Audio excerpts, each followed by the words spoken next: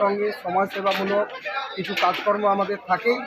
এই সমাজের দায়বদ্ধ জীব হিসাবে কিছু আমরা কর্মসূচি যৌথভাবে আরোহণ জনকল্যাণ সমিতির সঙ্গে রক্তদান শিবির সংগঠিত করতাম।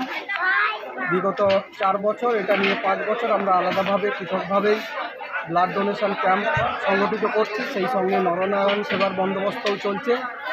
প্রায় দুটি গ্রামের 2000 থেকে 2500 লোক এতে সেবা গ্রহণ করেন এবং তার সঙ্গে ছোটো বাচ্চাদের বিভিন্ন ধরনের খেলা, বসে আঁকো প্রতিযোগিতা, নাচ গান এবং গ্রামের ছেলেমেয়েদের নিয়ে সাংস্কৃতিক ক্রীড়া দিনের সাংস্কৃতিক অনুষ্ঠান আমরা এখানে করে থাকি। আজকেও আছে, একটি নাটক আছে এবং বাচ্চা ছেলেমেয়েদের নিয়ে নাচ আছে। সন্ধ্যের পর থেকে সেটি হবে এবং সবথেকে মনোজ্ঞ যেটা আমাদের হয়ে থাকে বসে আপনারা তো তারপরে যেমন খুশি সাজো প্রতিযোগিতা। আচ্ছা, আপনারা এতদিন করছেন কিন্তু আপনারা তো সরকারি কোনো পরিষেবা পাননি এখনও পর্যন্ত।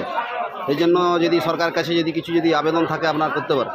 অবশ্যই সরকারের কাছে সবাইরই আবেদন থাকে। আমরা যেহেতু সামাজিক কাজকর্মে ব্রতী হয়েছি, সামাজিক কাজ আমরা সদস্যরা নিজেরাই চাঁদা সংগ্রহ করে এটা করে আসছি।